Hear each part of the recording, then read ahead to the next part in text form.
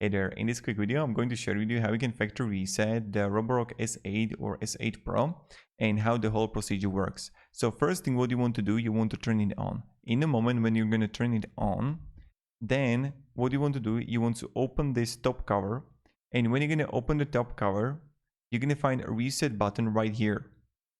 So right under Wi-Fi you're going to reset button here, and what you want to do is this. You want to, when it's going to be turned on, you want to press and hold the home button and then this button, and while you're holding these two buttons, then you want to insert with a paper clip or a pin and press and hold also the reset button like this.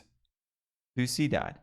So you want to do that, and now what will happen then is that you want to hold it, this the power button is start to go to white nothing, white nothing, white nothing, and then what you need to do is you just need to let it fall, let it go, and you need to go like after 5 minutes it's going to be a reset to default settings. So this is how you're going to do it, and I hope this video was helpful. Try it out and see if it's going to work out. Thank you very much and have a great day, and goodbye.